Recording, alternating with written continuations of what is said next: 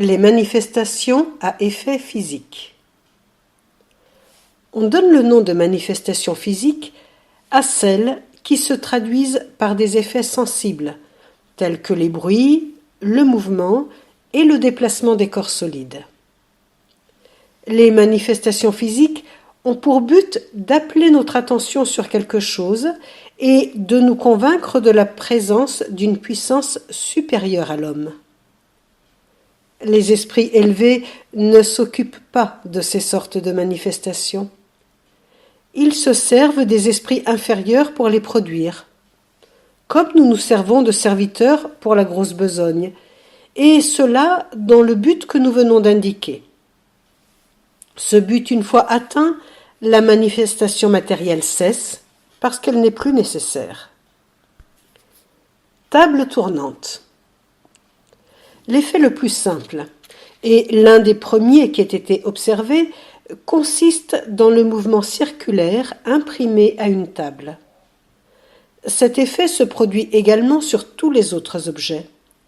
Mais la table étant celui sur lequel on s'est le plus exercé, parce que c'était le plus commode, le nom de table tournante a prévalu pour la désignation de cette sorte de phénomène.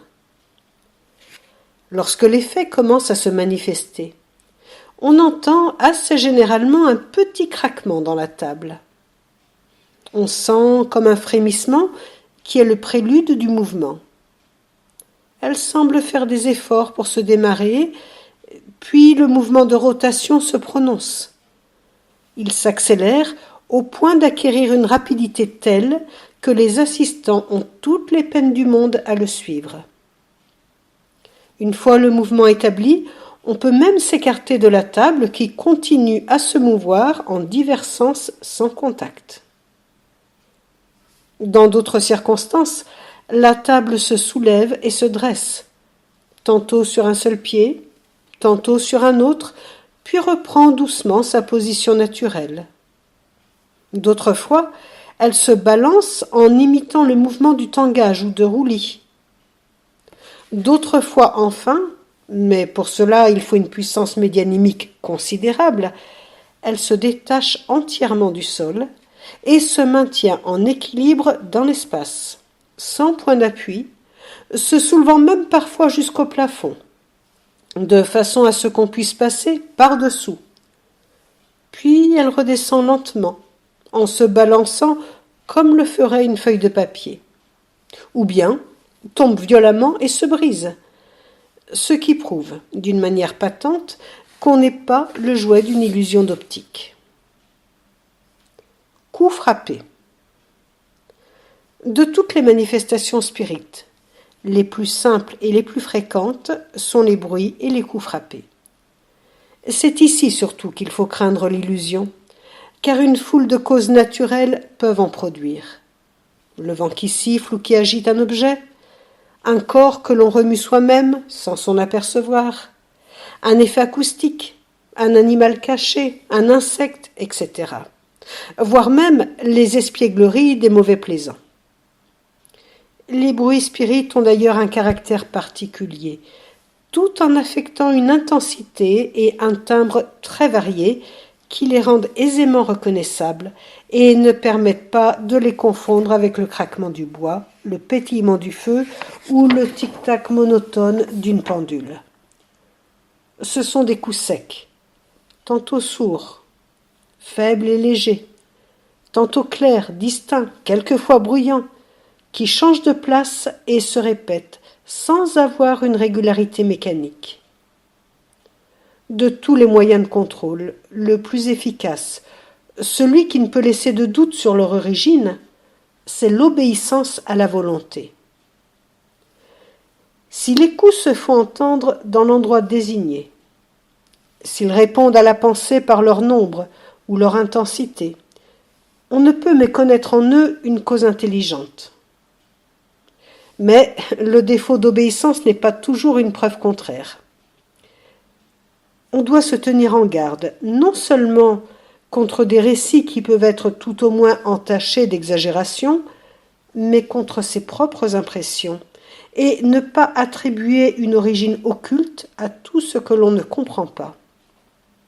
Une infinité de causes très simples et très naturelles peuvent produire des effets étranges au premier abord, et ce serait une véritable superstition de voir partout des esprits occupés à renverser les meubles, briser la vaisselle, susciter enfin les 1001 tracasseries de ménage qu'il est plus rationnel de mettre sur le compte de la maladresse. Apport. Ce phénomène consiste dans l'apport spontané d'objets qui n'existent pas dans l'endroit où l'on est.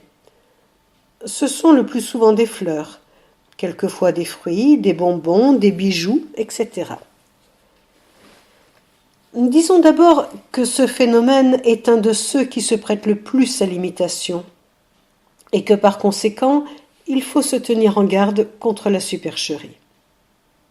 On sait jusqu'où peut aller l'art de la prestidigitation, en fait d'expériences de ce genre, mais sans avoir affaire à un homme du métier, on pourrait être facilement dupe d'une manœuvre habile et intéressée.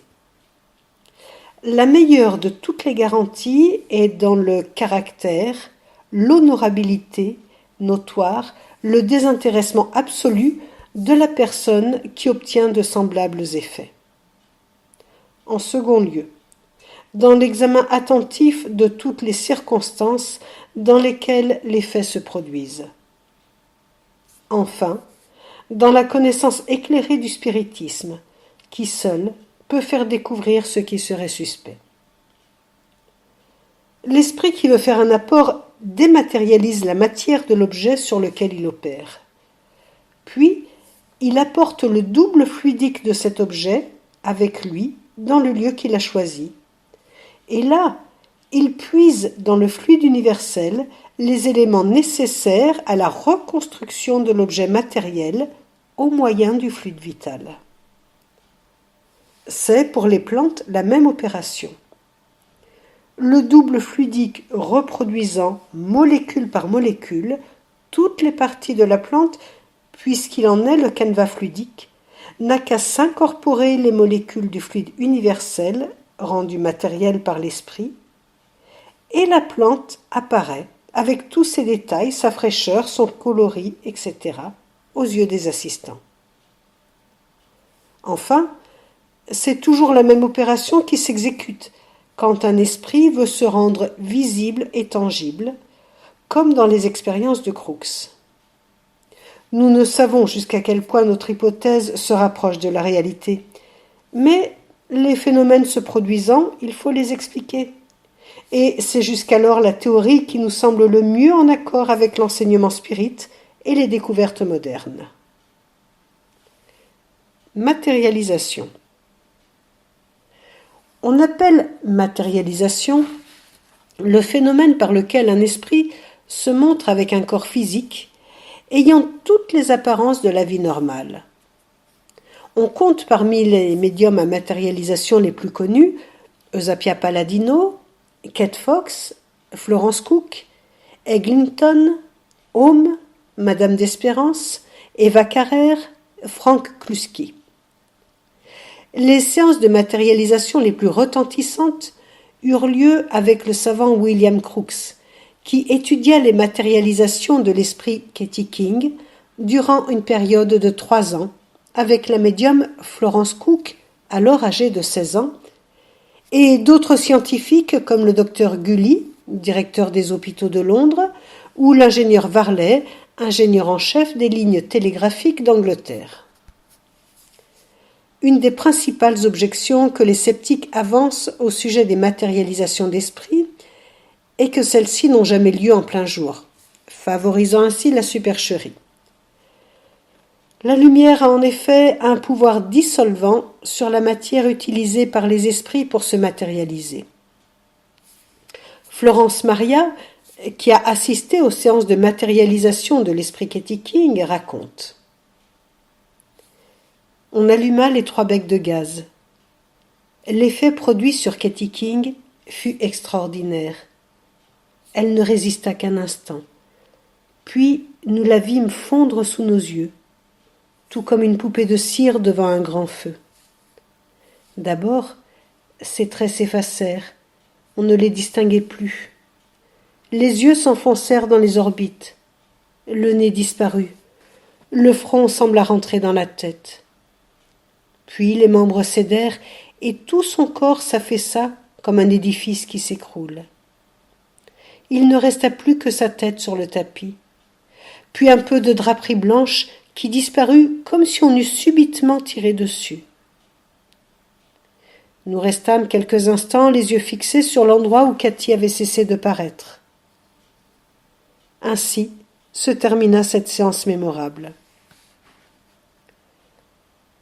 Le spiritisme enseigne depuis longtemps que le moi conscient, ou âme, est entouré d'une enveloppe subtile appelée périsprit. Ce périsprit est le moule fluidique dans lequel s'incorpore la matière pendant la vie. C'est lui qui, sous l'impulsion de la force vitale, maintient le type spécifique et individuel, car il est invariable au milieu du flux incessant de la matière organique. Ce périsprit ne se détruit pas à la mort, il se conserve intact au milieu de la désorganisation de la matière, et c'est en lui que se trouvent gravés les acquis de l'âme, qui peut ainsi se rappeler le passé. L'esprit est capable, dans certaines conditions, d'accumuler dans son périsprit assez de force vitale pour donner une vie momentanée à l'organisme fluidique. Celui-ci, avec la matière empruntée au médium, prend la tangibilité d'un corps ordinaire. C'est une création véritable, mais qui n'a qu'une durée éphémère, car elle est accomplie en dehors des procédés habituels de la nature. Plusieurs faits sont à l'appui de cette théorie, dont la perte de poids du médium. Une preuve en faveur de cette théorie est que l'on a constaté une diminution du poids du médium lors des séances de matérialisation.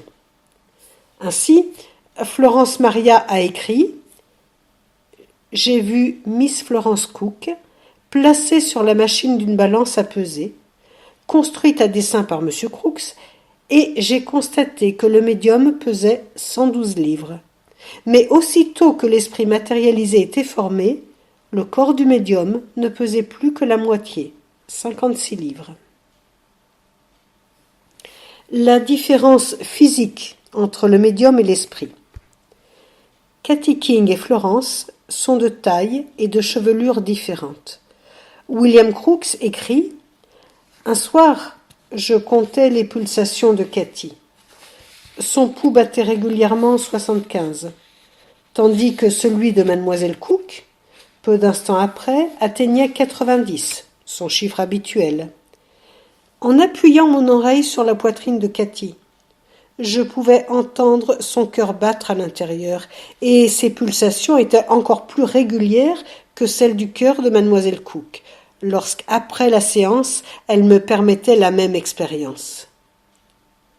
Éprouvés de la manière, les poumons de Cathy se montrèrent plus sains que ceux de son médium, car au moment où je fis mon expérience, mademoiselle Cook suivait un traitement médical pour gros rhume. On a parfois avancé l'hypothèse que l'être matérialisé n'était autre que le double du médium.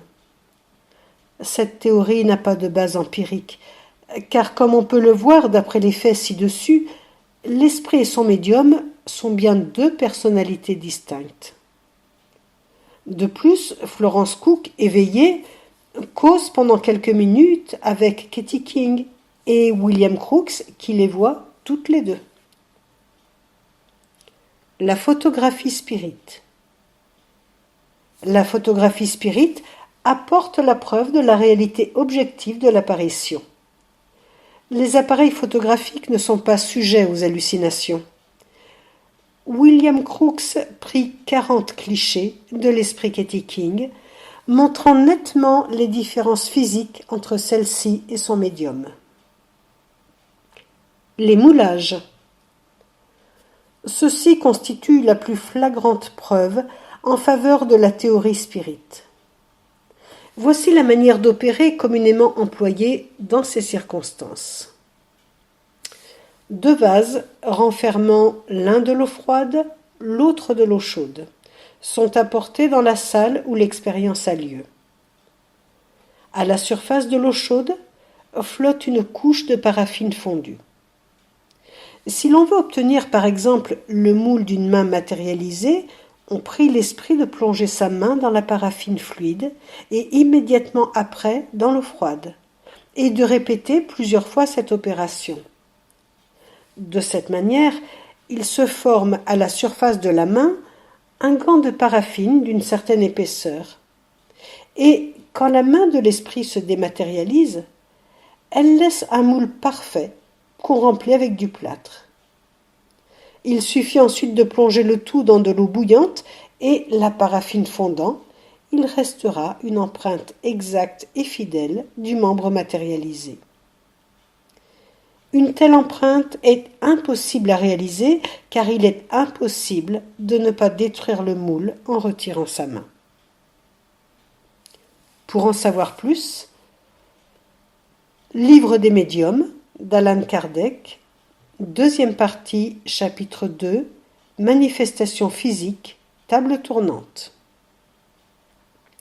Livre des médiums d'Allan Kardec, deuxième partie, chapitre 4, Théorie des manifestations physiques. Livre des médiums d'Allan Kardec, deuxième partie, chapitre 5, Manifestations physiques spontanées. Le phénomène spirit de Gabriel Delanne, deuxième partie, chapitre 3, Médiumnité diverse et chapitre 4, Spiritisme transcendantal. L'âme est immortelle de Gabriel Delanne, deuxième partie, chapitre 3, Photographie et moulage de formes d'esprits désincarnés. L'âme est immortelle de Gabriel Delanne, deuxième partie, chapitre 3, Discussion sur les phénomènes de matérialisation. Dans l'invisible de Léon Denis, chapitre 16, chapitre 17, chapitre 18, chapitre 19, chapitre 20. Recherche sur les phénomènes du spiritualisme de William Crookes, page 141. Note sur des recherches faites dans le domaine des phénomènes appelés spirites.